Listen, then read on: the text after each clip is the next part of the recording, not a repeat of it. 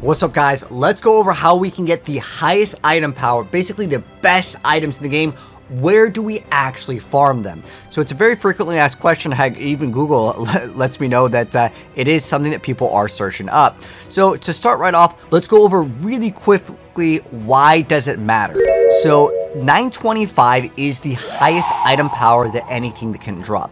This is the weapons, this is the armor, and the jewelry. And all of these will matter. There's a brand new set of content that's coming out in December, and everyone's trying to prepare for this. While we don't know exactly how much, stats we need, obviously the more damage you do, the better, right? And the more damage reduction that you have, the better.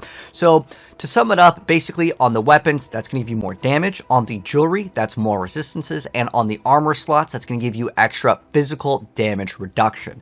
So there are actually several different methods to get the highest item power. The easiest one you're seeing in the background right now in gameplay, Duriel. Duriel will always, every single yellow item that drops is going to be a 925. And the reason why 925 is the best is because that's going to give you the highest amount of, let's say, damage or armor or resistances that gear can actually drop. However, as far as the roles, we're going to use this as an example over here, where it says all stats, overpower, all of these, the item power just needs to be specifically at another number. That number is 780. So basically the ancestral piece of gear, as long as there are 780 in item power, technically you can reach the threshold by also upgrading to being 5 out of 5. But this is what you need to have the highest rolls on your pieces of gear. That could be on your gloves, that's the attack speed, that's the crit chance. That's why that number matters. But the highest item power is going to just give you, again, damage or armor. And that does definitely matter, and it will add up quite a bit. If you have all of your pieces of gear, maybe 100 or 200 lower than what you should have, well, that's going to actually cost you in the long run. So let's go over all of the methods to obtain them. So first off, I'm going to mention the best method. So it is just doing Duriel runs back to back to back to back and getting all the items and just checking them. Even if you don't want the item, you may know that, well, gloves, this has got attack speed, it's got crit chance, and maybe some sort of plus ranks to, let's say, a Hammer of the Ancients, or plus ranks to Twisting Blades. You could still trade that item on a website or a Discord group, and you can still make some gold. And this is another method. So the first method is, obviously Duriel. That's kind of the easiest thing to actually go for. The next method is just trading. So there's lots of different trade websites. This one is Diablo.trade.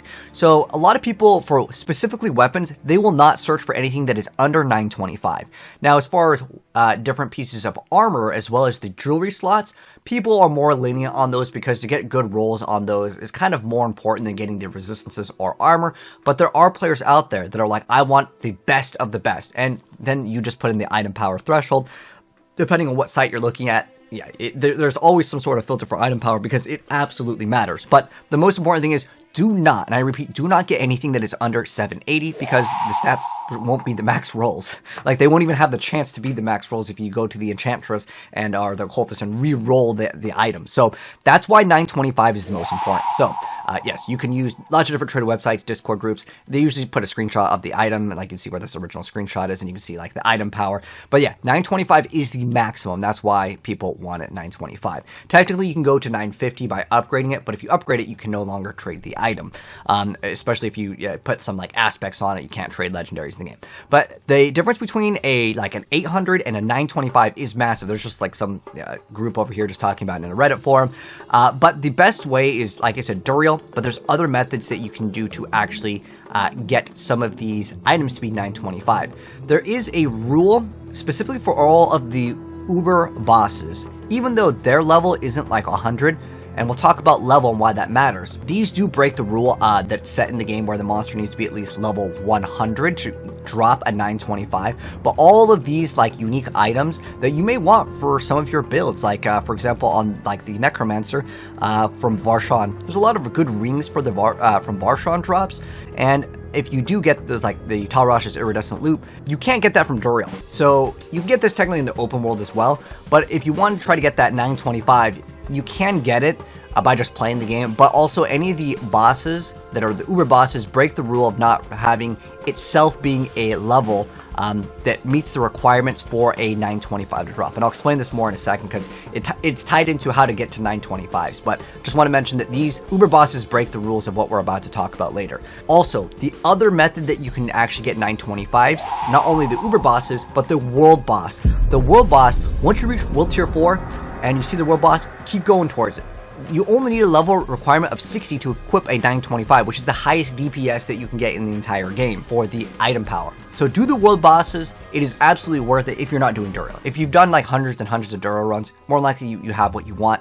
You only get like one item and it's not even in the cache. It's usually just the world boss drops it. But if you get like a sword or like anything that you're using as far as your weapon goes, it is 100% worth doing the world bosses specifically for that. But you can also get Varshan mats, so it is kind of worth it, and that's tied to getting to Duriel anyway, so it is tied into it. Now, you can also get these from just any monster that is specifically level 100. So how it works is once you are at level 100 for the ancestral pieces of gear, you'll see that it goes up into numbers and then it eventually gets into level 100, and that's where the rolls can be anywhere from 830 to 925, which is actually pretty bad. That's a 1 in 95 chance to get a item power that is 925. So I want to say in the open world, it's pretty garbage. Also, even if you go post level 100, meaning after level 100, you're doing Sigil 100s, which is actually a form of content that you may want to engage in if you want more glyph XP, but most people kind of stick around 70 and 80s for leveling up glyphs, because once you get to the hundreds, you get any bad modifier and your character just melts instantly if you're not absolutely perfectly geared out with 925s, which is essentially what you would want to do those content for anyways. So if you were to do a Sigil 100, which makes the level of the monster, this is important. Remember how I said the rules of the Uber bosses, even though some of them are like 75, 80, they break the rule of not being that specific level, and they will still have the potential to even drop post level, like it'll go beyond this number, even if it's like the boss is level 75. Again, the Uber bosses are different. But if I was to do a Sigil 100, which makes the monsters level 154, if we do the math over here, in the increments that's shown off here, this is from like the official Blizzard website, but this over here is going to potentially give you a 925, but as you go up in the Sigil tier, it goes +1 from 101. So what this means is if you do a 154, the rolls will be 884 to 925, and we just subtract those numbers, it's a 1 in 41 chance. Is it realistic? I'd still say you're better off doing other methods to try to get those 925 item powers. This is what I would consider a bad method, but still technically exists. So I'm going to give you guys all the options because, well, you can't just sit there during Duriel all day unless you happen to have like a person that has like a bunch of the Duriel materials, or you do what's called a roto run, which is ideally what you actually try to do, but it's still pretty bad. Duriel, literally every single yellow item that drops is going to be 925. Now, as far as weapons go, when I'm just playing the game, if it's not in Duriel, I will look at the legendary aspect, and then that's it. I'll just toss the item because I want to get a 925 because the weapon DPS matters a lot. Again, if you're looking for a very specific item like, Esu's heirloom, Duriel won't really drop that, so you'll have to do these bosses. And these bosses can drop 925s. Again, these bosses, even though I think Beast of Ice is like 85 for its level, it breaks that rule, so keep that in mind as well. So to really go over the most important thing really quick is how much does this matter? Let's compare an 865 item power, which gives us 38,000 to 47,000 damage, okay? Now, if we compare this to another item, which is 925 plus the 25, we get 45,000 to 55,000. So when I was doing this calculation over here, again, you're never going to find two items that are exactly the same. These ones were just pretty close. This gives us about a 16% DPS upgrade just from that item power being like 100 more. So this absolutely matters, even though it beats that 780 threshold to reach the max amount of all stats, intelligence, the vulnerable damage. Since even if it was to reach those, the difference in the item power absolutely matters for the weapons. Again, you're more lenient on the other ones. That's why I tell you guys, well, just get a 925 item power and then worry about the rolls later in the game when you start getting more 925s, because it's kind of almost worthless if you're just looking at, oh, does this have like the right, does it have core skill damage, does it have like damage to close? that stuff won't really matter too much when you're comparing item power. That's going to be much more important. And on top of that, it saves you all the materials for rerolling, because it's still going to cost you those Forgotten Souls, which, trust me, you'll run out of those very quickly in this season.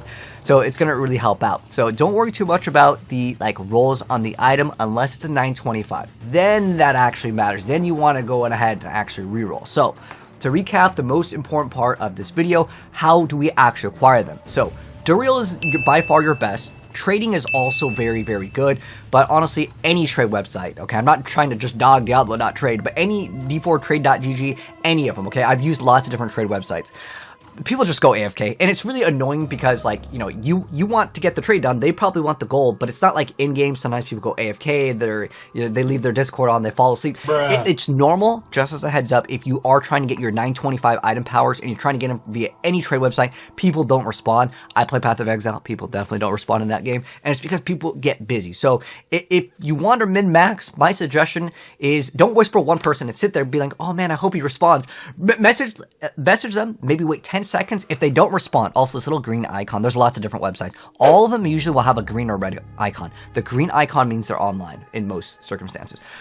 Message like several people that have about the same item that you're looking for, and obviously you message the one that is the best or the cheapest first, and then message like five or six people, and you know, whoever hits you up first, then go through the trade, because more than likely if you hit up 10 people, you'll get like one response within like an hour. It is slow. Sometimes people take a next day. Maybe in that day you're off, you're not playing. So message more than one person. It is just the best method. Don't, again, message one person and be like, I'm gonna wait a week for this item. I'm just waiting for him to respond. Don't do that. So trading is, I put trading at number 2. Number 1 is 100% just do Duriel. Number 3 is probably doing the world boss. You only get like one random item versus like Duriel, you get like, you know, some of these 5 to 10 different items that you can kind of sift through. But doing the nightmare dungeons, I think is absolutely the worst, because again, in terms of math, it's like a 1 in 41 chance to be a 925. Again, this is less important when it's a jewelry or armor, but on the weapon, yeah, you definitely want. But I also want to leave you guys with 2 very important videos that ties into this. If you want to get more Duriel runs, because that's the number 1 way to get the best item power. I have a guide. It's called the Best Endgame Boss Guide. It tells you how to farm all these. It tells you guys how to join different Discord groups so you guys can do rota runs.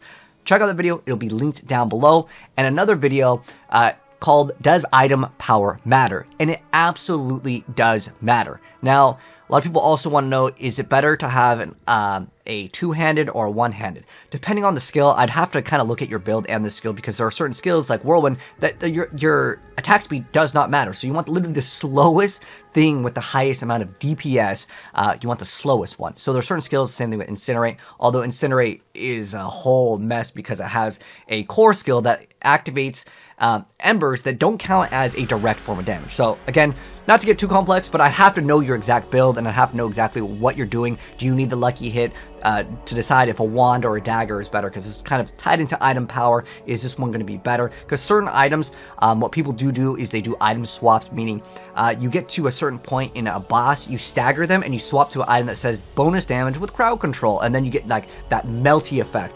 Although now in this season, in Season 2, most builds can one-shot like the boss so fast that it doesn't really matter. No one's really just building up stagger bars for the bosses, but it is something to consider. Anyways, check out those 2 videos. It ties into this, and it will definitely show you more numerical stats on why it actually matters. I didn't want to make this video too long to explain too much on the item power, but I gave you the gist of it with like this. It definitely does matter, absolutely. But I just want to make this video to go over how we get them. Anyways, that's going to wrap things up. If you guys enjoyed the video, drop a like on it. If you're new here, hit subscribe, turn that bell if you want to be up to date. And when the Abattoir of Zir comes out, I'll show you guys the content very soon, which we're getting very soon. Anyways, I'll see you in the next video.